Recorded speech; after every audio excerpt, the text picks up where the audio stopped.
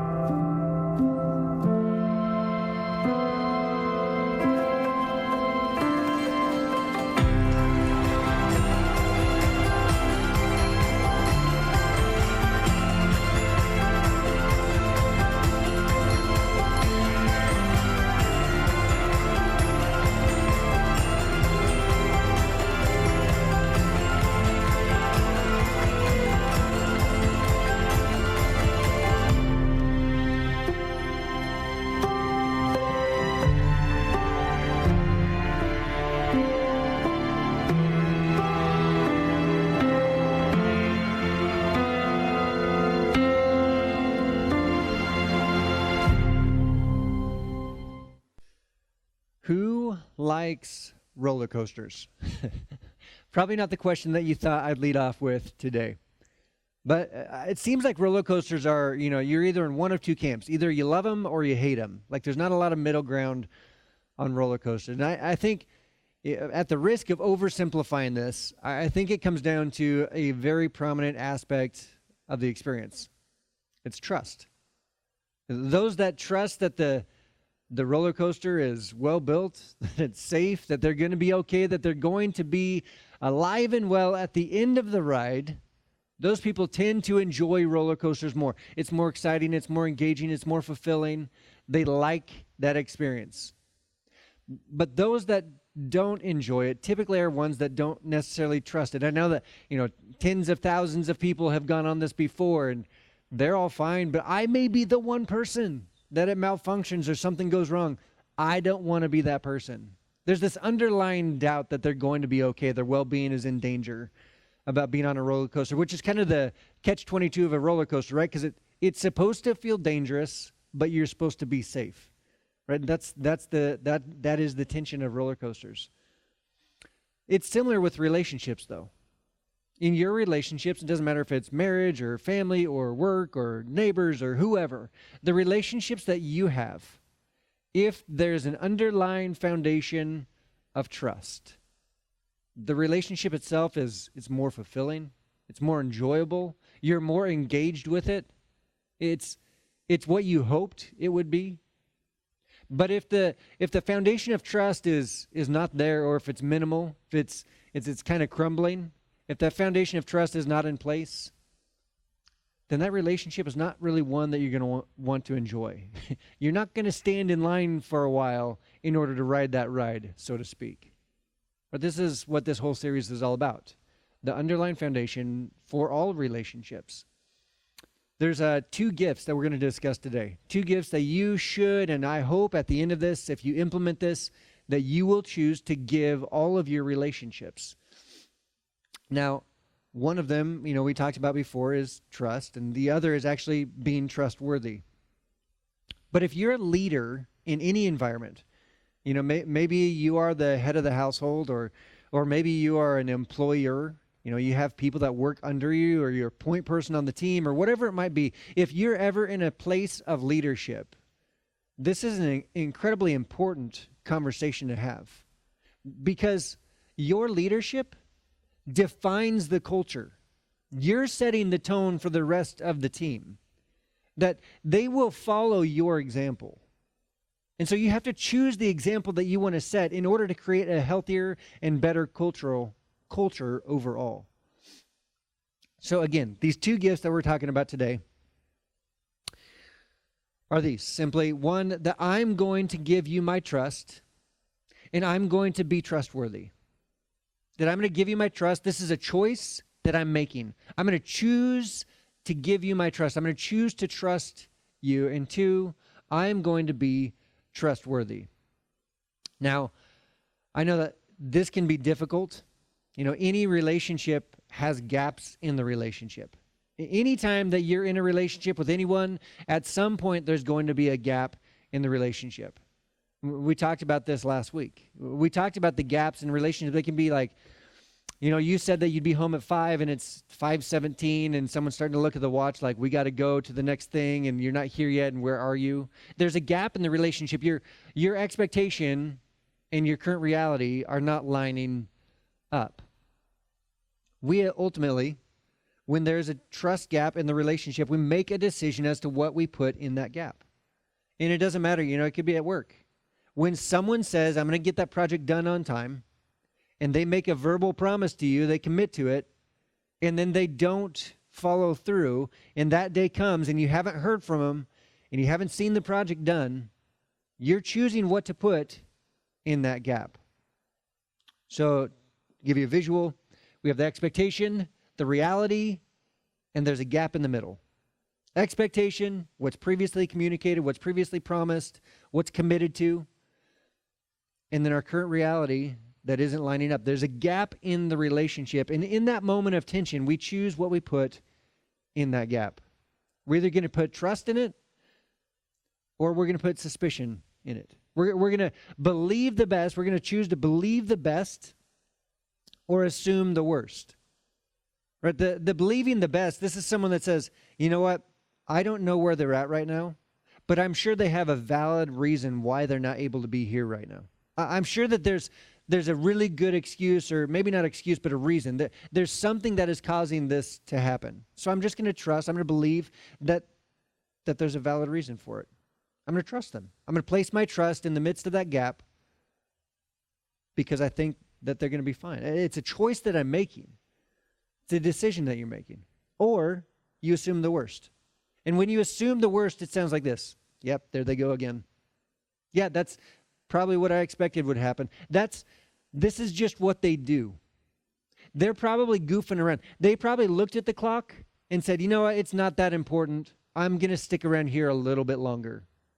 And your assumption is that they're intentionally devaluing the relationship, that your priorities are less than whatever they're doing right now. But that's assuming the worst of someone. And it doesn't take a rocket scientist. I don't know if they're really intuitive to relationships anyway, but it doesn't take someone that's highly intelligent, has a high EQ, emotional quotient, the high IQ, that they're able to see that when we place trust in the middle of the relationship, that's better for the foundation of the relationship than it is when we assume the worst, when we distrust, when we place suspicion in that gap. When we do that, it erodes overall the relationship as a whole. Now, if we want a really good example as to what this looks like and how we should play this out, I always look to Scripture. I always look to Jesus. What's Jesus' example? What does he show us? What does he tell us when it comes to different aspects of life? And I know that what we're going to look at is something that you may be thinking, I thought that this was just for weddings. I thought that this chapter, this part of Scripture, I thought that part of the Bible was just for weddings. No, actually, Paul wrote a letter to the Corinthians, to the people of Corinth, and it had nothing to do with romantic love at all. Actually, he was describing what Jesus' love for us is like. So in 1 Corinthians chapter 13, it says, love is patient. Authentic, true love, the love that Jesus poured out for us. Love is patient. Love is kind. It does not envy. It does not boast. It is not proud. It does not dishonor others. It is not self-seeking. It is not easily angered. It keeps no record of wrongs. Love does not delight in evil, but rejoices with the truth. And some of you may have figured out where I'm headed with this. It always protects, always trusts, always hopes, always perseveres. And when we look at this, there's 4 statements here. Right? Love always protects. And we can get behind that. So, I can make a choice. It's only dependent on me. I can choose to protect you regardless of you. That's a choice that I'm making. It's a choice I'm making that you can't, interfere. You're not going to interact. I'm just going to choose to protect you, and that's fine. That's final. I can hope for you, and I can hope for the relationship. And again, that's not going to affect me later on. I can always persevere, and this is, super inspirational. I love the Olympics because we have all these stories of people persevering, and I'm watching the Olympics all the time right now. I love them. But this is what's inspiring, that people persevere through hardship, and they come out on the other side, and there's a story that we can get behind and celebrate with them. But again, that's about a choice that we're making about us. There's minimal interaction with the other person. It's a choice that we place on our own shoulders. Trust, though, it seems more vulnerable. It seems like that can come around and bite us in the end. That can actually hurt us in the end, to trust someone, because we're extending ourselves in that moment. We're making ourselves vulnerable in that moment to trust somebody. We would have rather that this is what Paul would have written. Always protects, always trusts when they have earned it. Right? That's what we wish it said. That we will trust someone when they earn it. When they are trustworthy, when we see 3 examples of them proving that they are trustworthy, then we will trust. Then we will trust them. Always hopes, always persevere. That's what we hope it says. That's not what it actually says, because what Paul is describing is this pure, true, authentic aspect of love. That we choose to love the other person by trusting them. And that seems so risky. That seems so difficult. That seems so challenging and unfair. And I get it. But I also understand this, that trust builds, suspicion erodes. Trust builds the relationship, suspicion erodes it. Trust builds up the other person. Trust allows the relationship to progress forward and move in a healthy, good direction. Suspicion puts the brakes on it. It limits where the relationship can go. It limits what the relationship is able to bear and what the relationship is able to hold. Eventually, when you distrust someone enough and there's enough suspicion in the relationship, it will crumble altogether.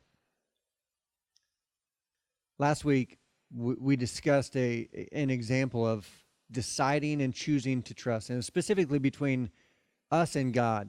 And in the scripture, we went back to Exodus and looked at this moment that Moses had to choose to trust God. which was difficult, right? I love the example because Moses actually, he wrestles with this choice, with this decision. It's not that it comes easy. It's not that it comes natural. He has all kinds of reasons why he's wrestling with this. And they're actually, we discussed how there's actually two things that make it difficult to trust. And one of them is who I am, right? The context of your life, your history, your stories that have led you all the way up until this point right now. Who you are makes it difficult to trust in your current present moment because you've seen too many times where you extended trust and then it didn't work out. You've seen too many times of that other person, right? So who you are, who I am, the context of you makes it difficult to trust. And the other thing that makes it difficult to trust is the content. That you see the facts, you see the picture right in front of you, you see the current circumstances, and you don't understand how you're going to be able to trust in the midst of those. That's the stat sheet. It's like, I see what we're up against, and it just doesn't make sense. I see over and over what you've done, and it just doesn't add up. I can't extend my trust to you when I've seen this too many times before. I'm not saying that not trusting someone makes you a bad person. I'm saying that makes you human. That makes you normal. That's the natural default that we all have in us. Our normal, usual default is that we are untrusting, right? And it's for good reason often. We see this. In fact, in Jeremiah, one of the Old Testament prophets, he describes people this way: the heart is deceitful above all things and beyond cure. Who can understand it? It's a great memory verse for the week. The heart is deceitful above all things. Your natural, your normal is going to be protecting yourself over being honest and clear with somebody else. That you're going to manipulate a situation in order to make sure that you gain or you are protected from it. That's deceit. That's deceitful. And it says that the heart is deceitful above all things. Now, ultimately, what's he saying? He's saying that we're broken. He's saying that we are sinful, that people as a whole, we are sinful, that we need something more. If it's just up to us, this is what we default to. If it's just up to us, we're going to let those down around us. And this is true, 100% this is true of me as well. When I see a person being untrustworthy, I tend not to trust them, right? That's pretty basic.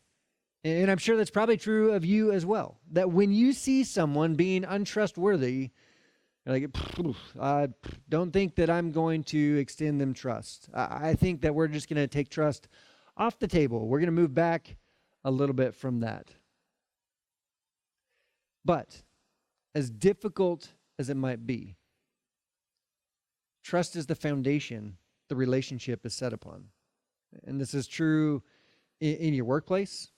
This is true of your children and, the father and son or the parent and child relationship that you have. Trust is the foundation of that. This is true in your marriage. Trust is the foundation that the relationship is set upon. And if the trust is strong, the relationship can take some weight. The relationship has margin. The relationship can take life. But if the trust is eroded, if the trust is minimal, if the trust just isn't there, it can't take a whole lot before it starts to crumble. But that's what makes it so incredibly difficult. So let me ask you this question. Within your relationships, is it worth it? The foundation of the relationship, is it valuable enough for you to extend trust? With your neighbor? With your coworker? With your friend? With your spouse? With your son? With your daughter? Is it worth it for you to trust them? Because that is the foundation of the relationship. When I do premarital counseling, this is what I talk about. I talk about trust being the foundation. Without trust, there's not much of a relationship as a whole. But in order for the relationship to have trust as the foundation, there has to be clear and consistent communication. Because without communication, in that void of silence, trust starts to be doubted. It starts to move back, right? Relationships are always moving in a direction. They're either growing or they're declining. And when there's a lack of communication, it leans in the direction of decline because it leans in the direction of distrust. But when you communicate clearly, accurately, and often, consistently, it allows the relationship to remain on, steady, solid ground. That foundation of trust is reinforced. Now today we're going to look at some commitments, right? If this is important for you, and in my humble opinion, it is one of the most important things in life. We have some commitments to make in order to solidify trust in these relationships. So here's the three commitments to make. Number one, when there is a gap between what I expect and what I experience, I will fill it with trust. Right? This isn't say if, it's when. Because in our relationships, over time, you're going to have gaps in the relationships, those trust gaps.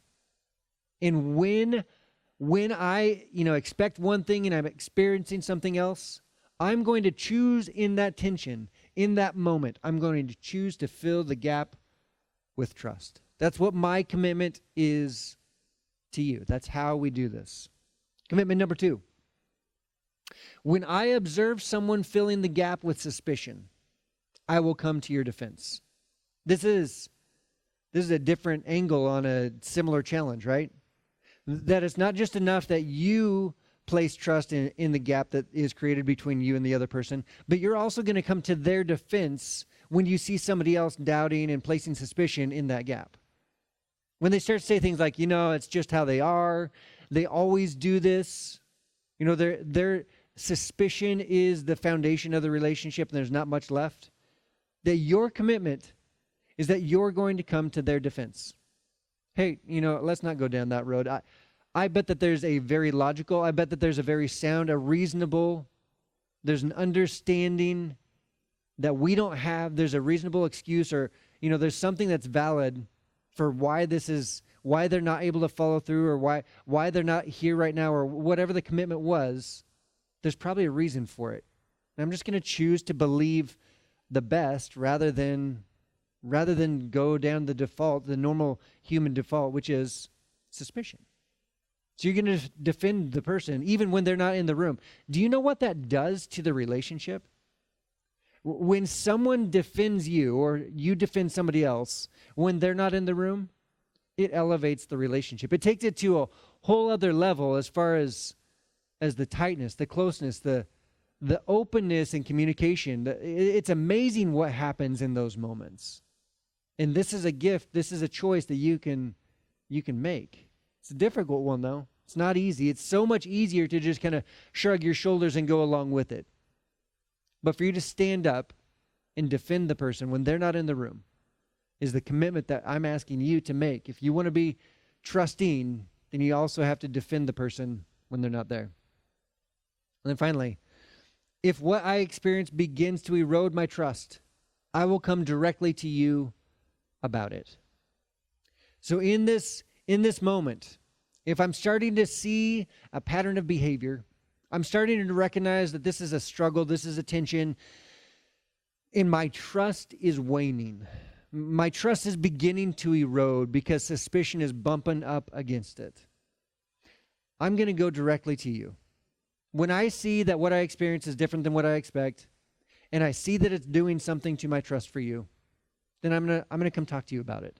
And this may be so difficult, right? We hate confrontation. We hate to have to tell somebody else that we're losing trust for them. But what happens if we don't do this? The trust will end up leaving. We'll end up taking our trust back, and we won't extend it quite as far next time. It'll be more difficult next time. This is so incredibly important and challenging. This is what it sounds like. You approach them and say, hey, I value our relationship. I do. Our friendship is important to me. And what I've seen is affecting it. So I just need some clarity. Because my understanding is that you committed to, fill in the blank. I thought that you were going to do this. I thought that's what we said. Maybe I was off, but I thought that's what it was. And what I'm seeing is that's not happening. Can you bring some clarity? Is there a reason why? Is there something I can do to help for that to happen? That's going to communicate to the other person, I trust you.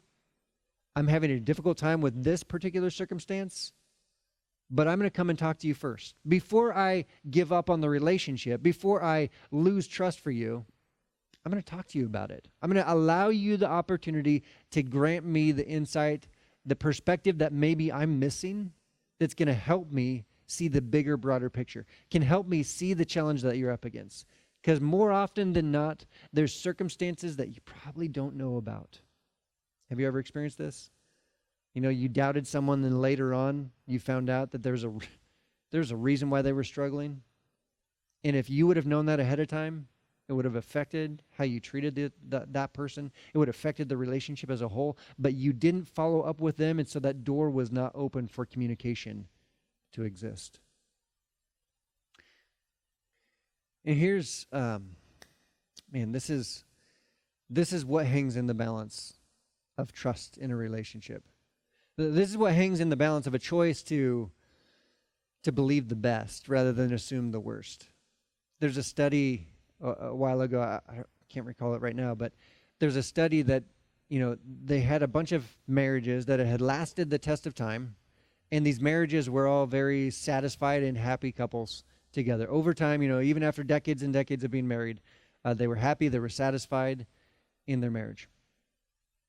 And when they talked to them, when they interviewed them, what came about from those conversations was that they trusted, they believed the best, even when there are circumstances and even when there's evidence that they probably shouldn't. It was like, it doesn't really make sense that you're trusting them right now. And other people would kind of scratch their heads and be like, why?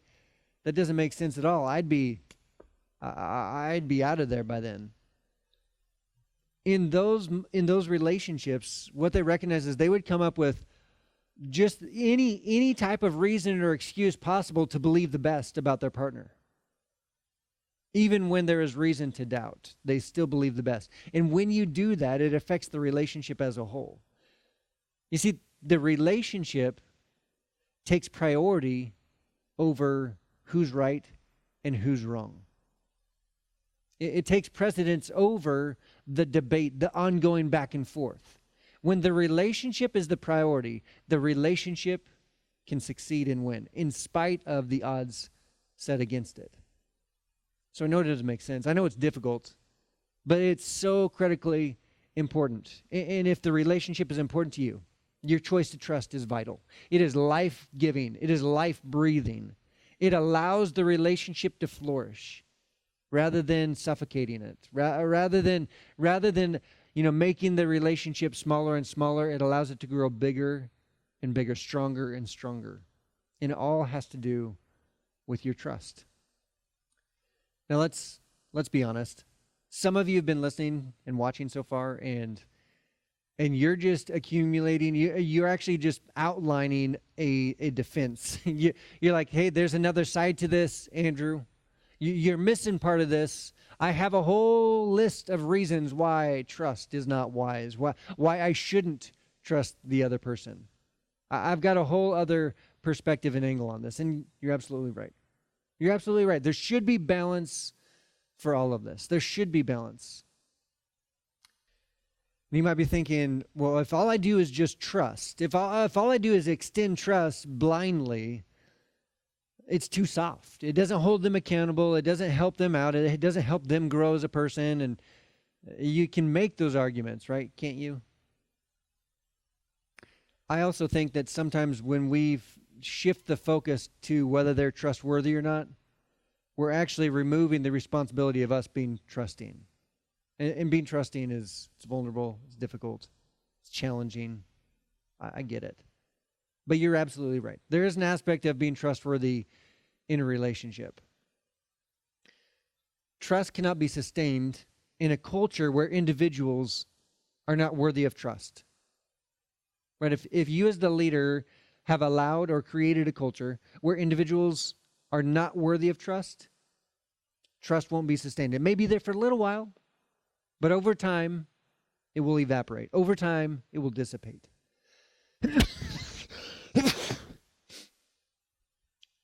Whew, bless me. Now, let's talk about being trustworthy. So we have to clear that up, exactly what being trustworthy looks like. Being trustworthy is not the equivalent of being flawless in character and performance. Being trustworthy is being worthy of trust. Is that cleared up? Trustworthy, worthy of trust. Okay. It's a great definition, right? But I think that a large portion of us actually fall into this mindset that we think in order for somebody to be trustworthy that they have to be perfect. That they can't create gaps in the relationship.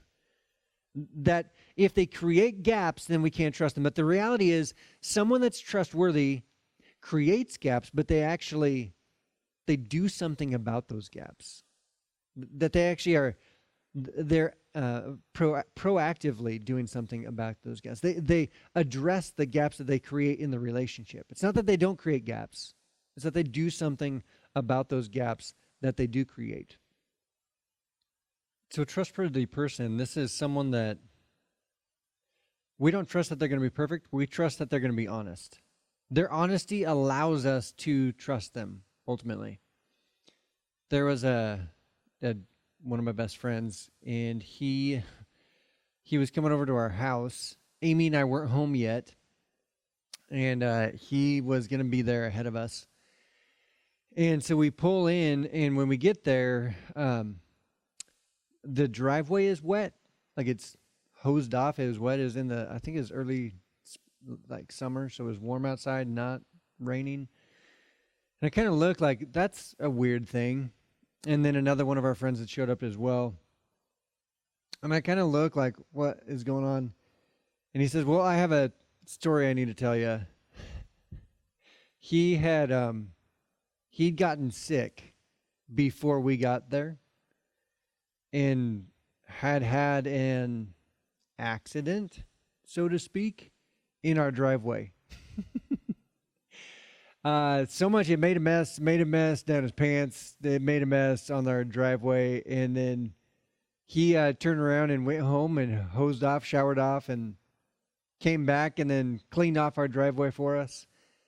And it was just one of those moments where I thought, if you're gonna tell me that, I'm not sure what you're not going to tell me. Like, I feel like I can trust you even more than I thought I could beforehand. In your life, do you have people that do that? Do you have people that you know they're going to tell you? There's not a doubt that they're not going to tell you. That they're going to be forthcoming with whatever they've walked through. And when they do that, right? And it's shameful, it's vulnerable, it's difficult, it's challenging, it's embarrassing, whatever. But when someone does that, what does your trust do? I mean, this is silly, like someone had an accident in their pants, but when it's a real, a different situation, and someone doesn't come through, and before you even have the option to doubt, they come forth and they tell you about it.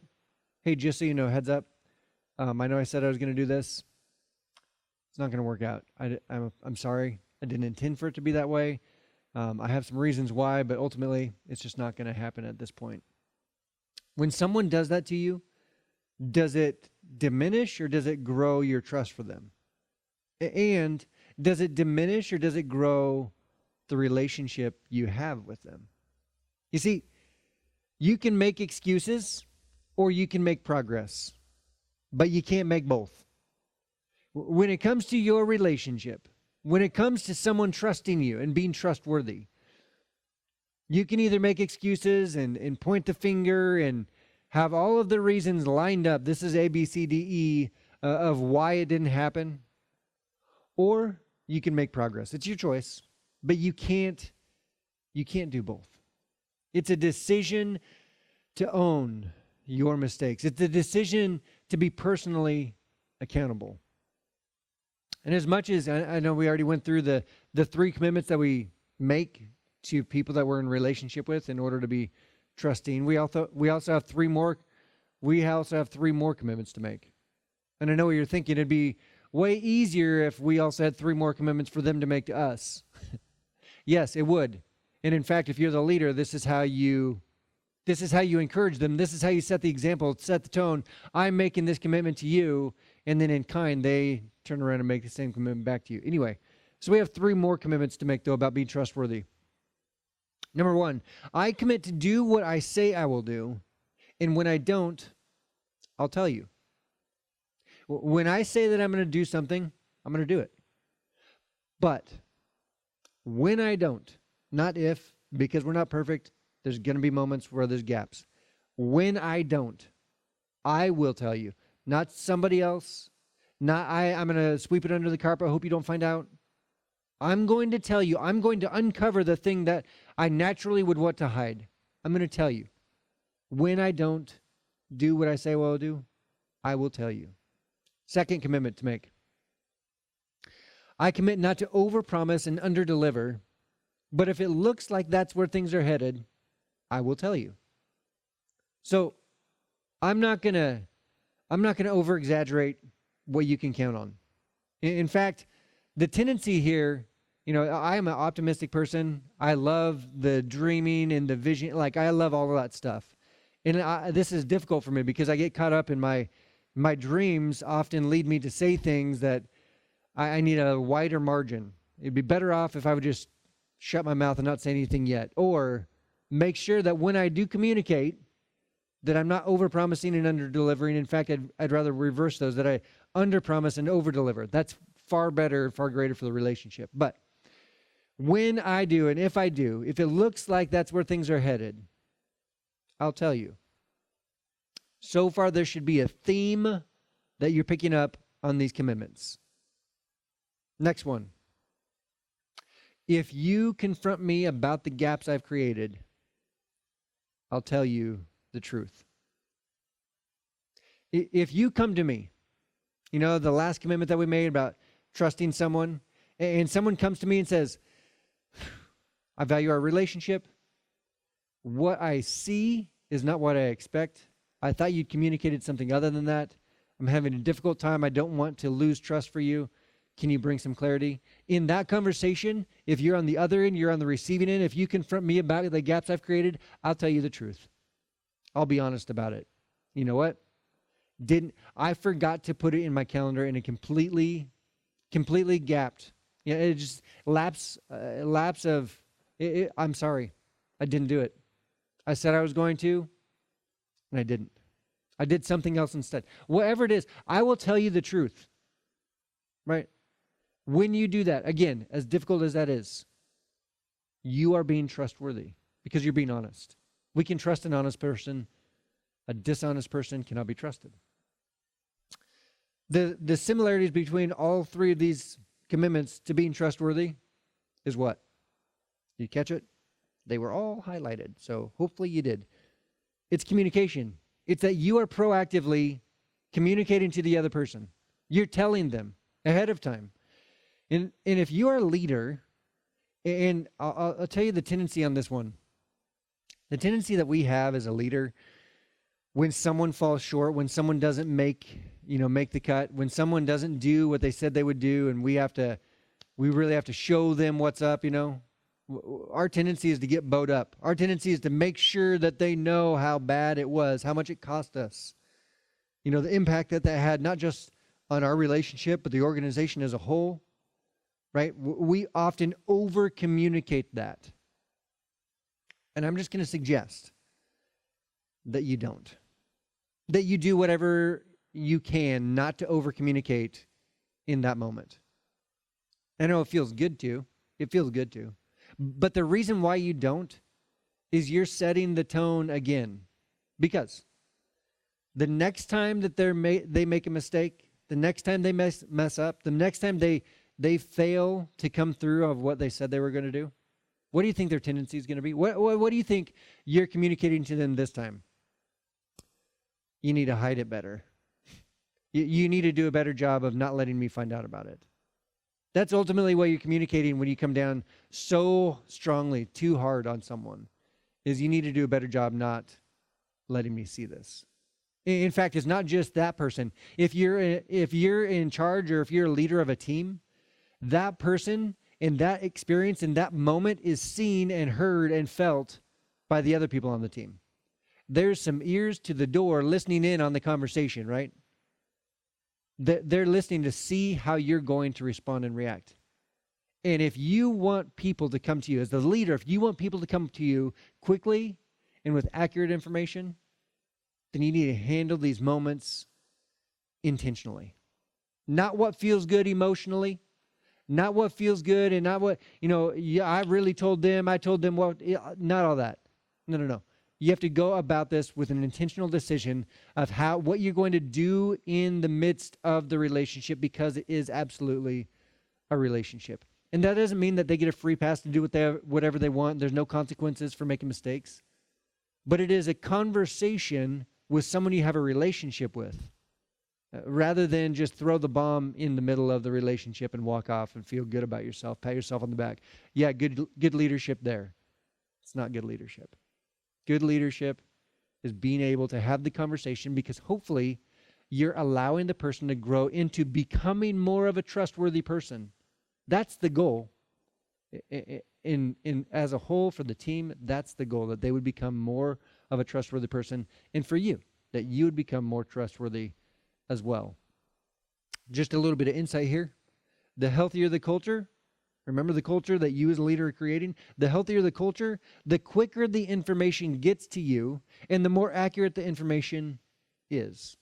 So, if you want your information to be quick so that you're able to maybe possibly swoop in and make an adjustment or address the situation with the customer, the client, the other family member, whatever it is. If you want to be able to have access to the moment as quickly as possible, you better handle this very carefully.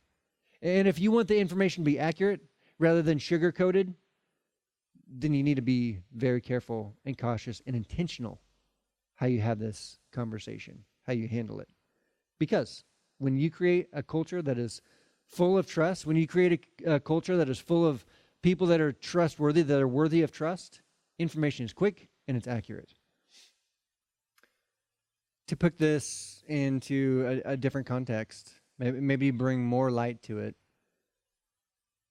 God doesn't love us because of our perfection. He chooses to love us.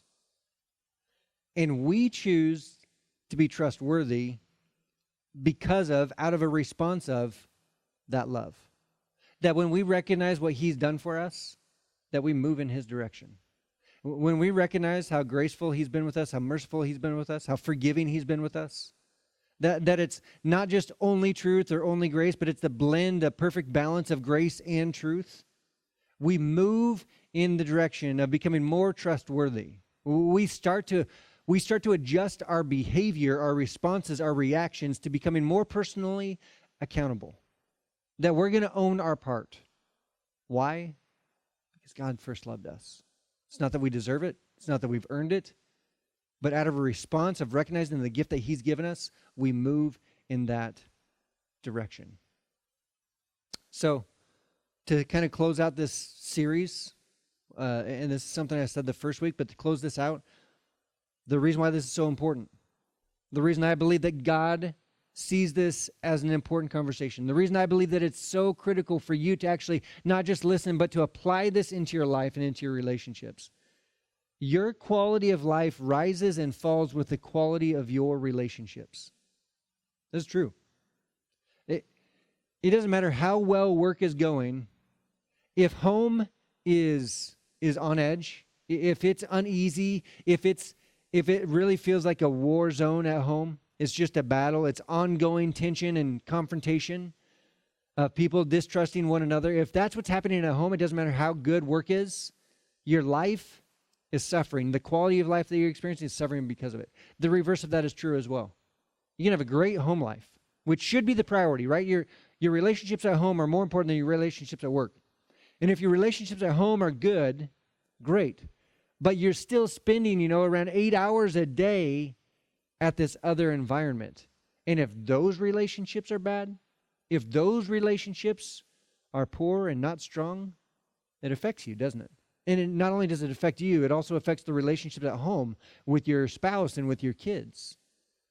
It affects those that care about you, that love you, that are around you, that are in your circle of influence.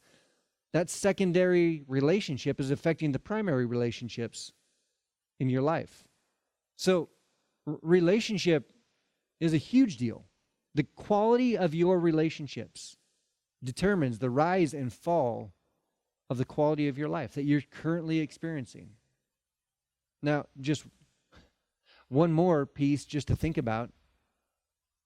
If you have someone that is maybe a little bit behind you, or maybe are quite a bit, maybe they're your children that are watching you as you lead, as you walk through life like this, you're setting the example for them, for their future success or challenges.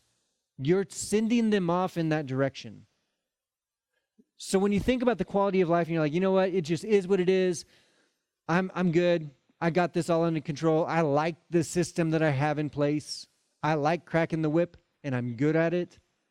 And if you're fine with that for you, whatever. But you're also setting the tone for those coming after you. And if you care about those coming after you, we've got to be able to look the square in the face. Are you trusting? Are you trustworthy? Have you given those people in your life those two gifts? And here's the kicker. If you do this, if you set the tone for the culture, for the environment, people will follow suit. They will follow you in that direction. And that's God's heart, and that's our hope. Let me pray as we close out today. Dear Heavenly Father, we thank you for this opportunity that we have to make a choice. It's a decision, and it's a decision that we have to make on a daily, regular basis with all of our relationships. But nonetheless, we have the ability to choose to fill the gap with trust. And we have the opportunity to commit to one another, to be trusting and to be trustworthy. And when we do that, the relationship itself improves, it grows, it moves in your direction. It moves in the direction of health. So God, I pray that regardless of what we're up against, that we would prioritize what is most important, that we would shift what our natural default is into a new default, a new direction that would elevate these relationships, that would help them grow. And God, we thank you that you've given us the skill, the ability, the choice, the strength, the courage, the boldness to do exactly what we need to do. And I pray that we would. In your name I pray. Amen.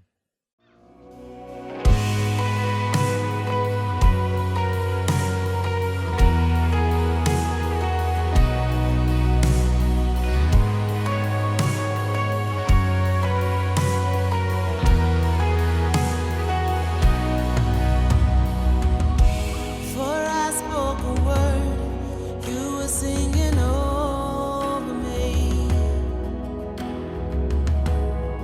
You have been so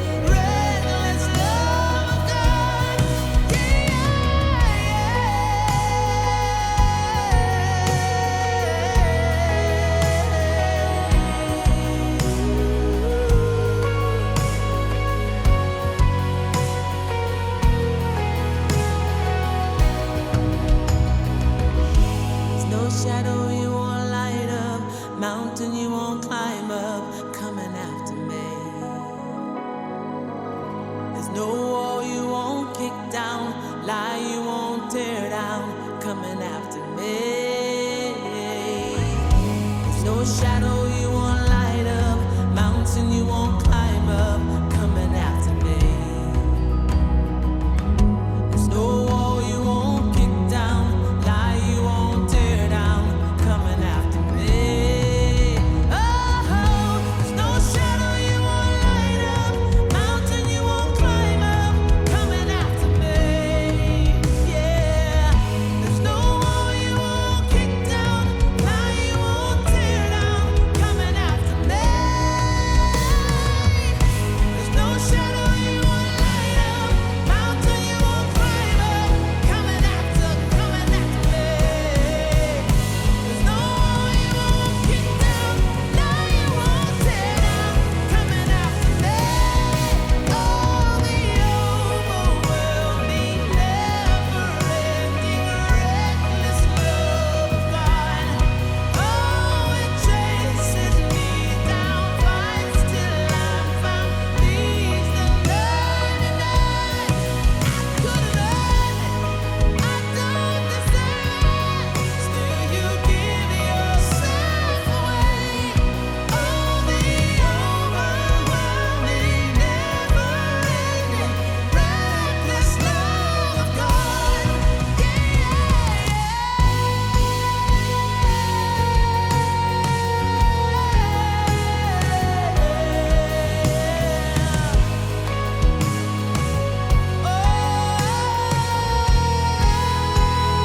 Well, thank you for joining us today. I hope that this was helpful. I hope that it was encouraging for you. And at the end of the day, my hope is that you take steps. My hope is that you apply what we just talked about into your relationships. I also hope that you come on back next week as we start off a new series called Don't Be You. We'll see you then.